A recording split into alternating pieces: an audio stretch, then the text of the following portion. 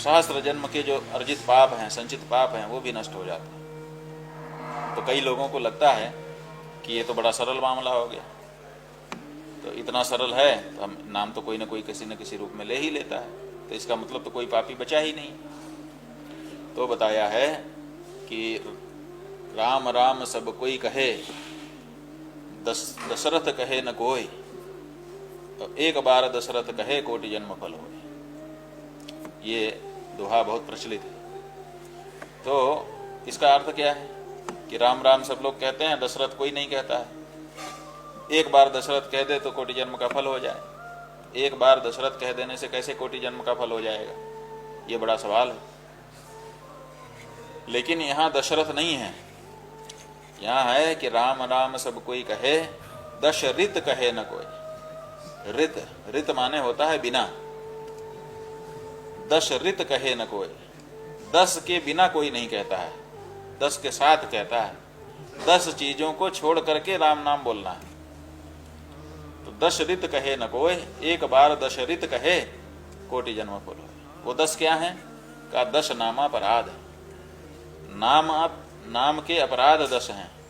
तो आप नामोच्चारण करें तो 10 अपराध आपसे नहीं होना चाहिए।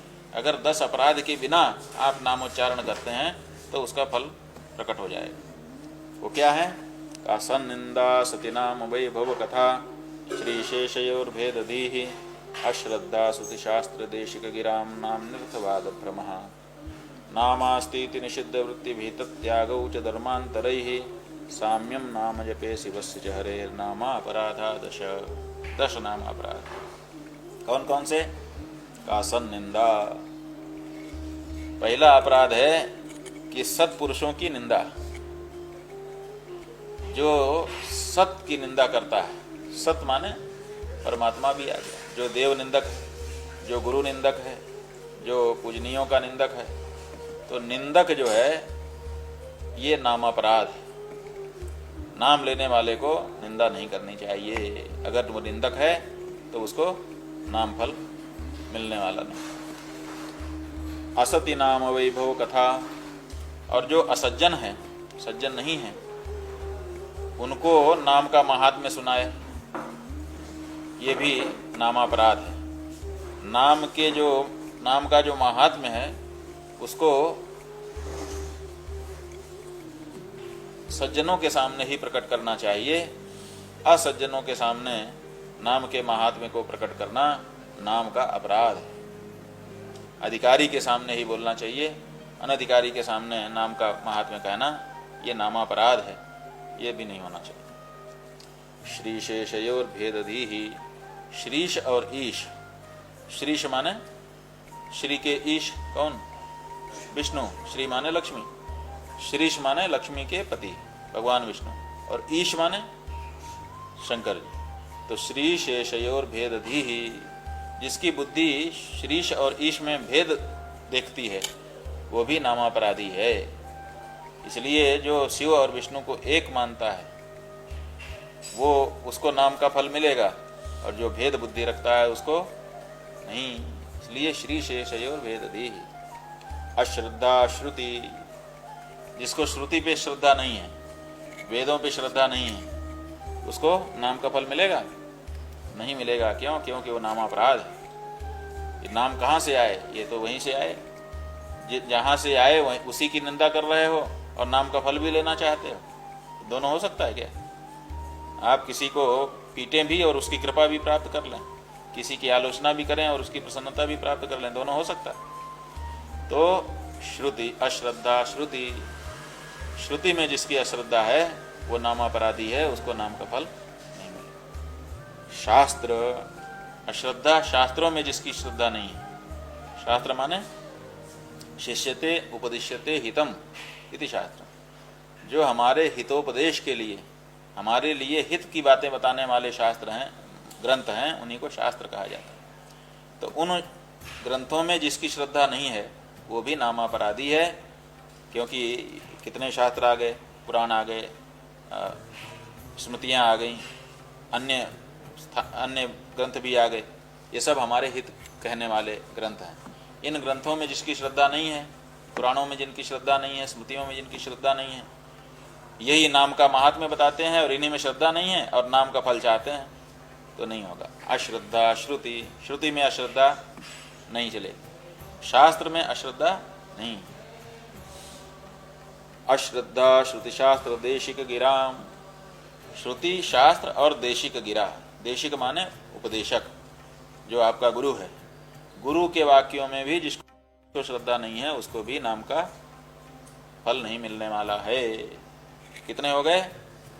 सन्निंदा, असत्य नाम वैभव कथा, और श्रीशेष में भेद बुद्धि, और वेद में अश्रद्धा, शास्त्र में अश्रद्धा, गुरु के वचन में अश्रद्धा। 6 हो गए। नाम निर्थवाद भ्रम, और नाम में अर्थवाद का भ्रम कि अरे ये सब तो अर्थवाद है। अर्थवाद का मतलब आपको बता ही दिया। अर्थवाद का यही मतलब होता है कि बिना मतलब की बात केवल इसलिए कही जाती है जिससे जो हमारा अभीष्ट है उसकी तरफ, जिसको हम कह रहे हैं उसकी प्रवृत्ति हो जाए। प्रवृत्ति कराने के लिए कुछ भी कह देना जिसका कोई बहुत बड़ा तात्पर्य नहीं है, उसी का नाम है अर्थवाद। तो कुछ लोगों के मन में हो जाता है कि ये अर्थवाद है, एक नाम उच्चारण से इतना फल कैसे होता होगा। ऐसा कहीं हो सकता है कि एक नाम उच्चारण कर ले और उतने मात्र से सब पाप भस्म हो जाए? तो फिर बड़े बड़े फिर साधन क्यों बताए गए?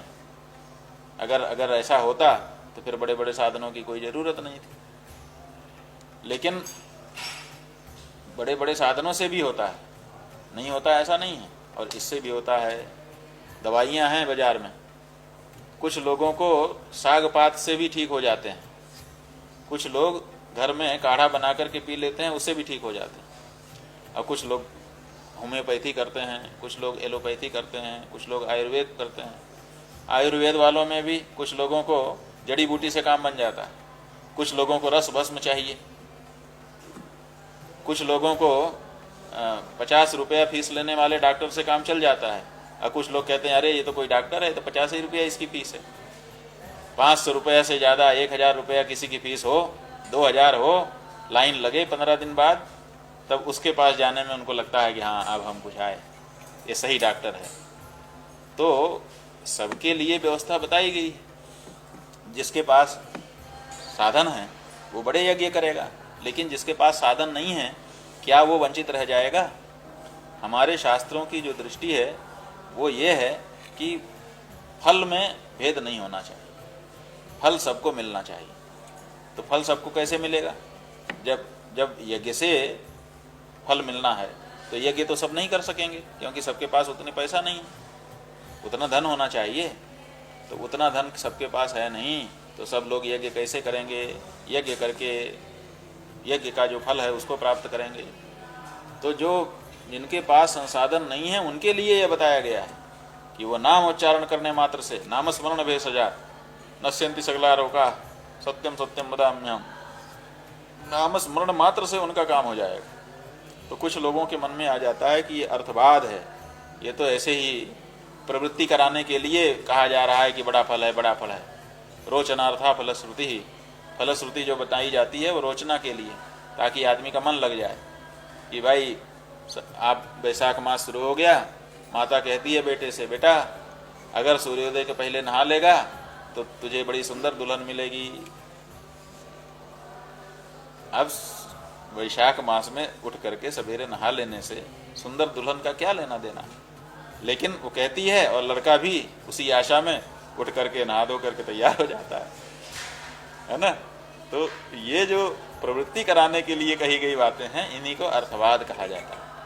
लेकिन नाम में अर्थवाद का भ्रम किसी को नहीं रखना चाहिए। अगर कोई नाम में अर्थवाद का भ्रम रखता है तो वो नामापराधी है, उसको नाम उच्चारण का फल नहीं मिलेगा। नामनिर्थवाद भ्रम। और फिर अगला है नामापराध, जो कल आपने पूछा है। नामास्तीति निषिद्ध वृत्ति, नाम तो है ही है, पाप कर लेते हैं, पाप करके नाम ले लेंगे। ये जो रास्ता है, अगर कोई ये रास्ता बना ले कि नाम तो है ही है, हम निषिद्ध कार्य करें, जो हमको रोका गया है जिससे, उस कार्य को हम करते हैं, उससे जो पाप दोष होगा नाम उसको मिटा देगा। जो नाम का ये दुरुपयोग करता है वो भी नामापराधी है। नामास्तीति निषिद्ध वृत्ति। और मान लो कि ऐसा कोई नहीं है कि जो गड़बड़ पाप करे नाम के सहारे, लेकिन नाम के सहारे जो विहित है उसका भी त्याग कर दे कि संध्या करने की क्या जरूरत है, नाम तो है ही है, पूजा करने की क्या जरूरत है, नाम तो है ही है। और भी जो विहित कर्म हैं उन विहित कर्मों को ही कोई छोड़ दे, पाप न करे, पाप में उसकी प्रवृत्ति नहीं है, सज्जन व्यक्ति है, लेकिन वो सोचता है कि बाकी सब करने से क्या फायदा है, जब नाम है तो नाम ही सही। इसलिए जो विहित हमारे लिए है उन सबको हम त्याग देते हैं। नामास्तीति निषिद्ध वृत्ति विहित त्यागऊ। निषिद्ध वृत्ति अपनाना नामापराध है और विहित का त्याग कर देना भी नामापराध है। धर्मांतरई ही साम्यम। और धर्मांतरई ही साम्यम, किसी और धर्म से इसकी तुलना करना कि उसके जैसा ये नामोच्चारण है, ये भी पाप है। नामोच्चारण की महिमा इतनी है कि किसी से बराबरी नहीं है, सबसे श्रेष्ठ। ये भाव जब आपका बनेगा तब आपको नामोच्चारण का फल मिलेगा। सन्निंदा सति नाम वैभव कथा श्रीशेषयोर्वेदधीहि अश्रद्धा श्रुतिशास्त्र देशिक गिराम नाम निरथवाद ब्रह्म। नामास्तीति निषिद्ध वृत्ति विहित त्यागौ च धर्मांतरैः साम्यम नाम जपे शिवस्य च हरेर्नामापराधा दश। ये नाम के 10 अपराध हैं। इन अपराधों से बच करके नामोच्चारण अगर कोई करे तो उसको जो कुछ बताया गया है सारा फल मिलने का गारंटी है। लेकिन कोई कहता नहीं, राम नाम सब कोई कहे 10 रित कहे न कोई।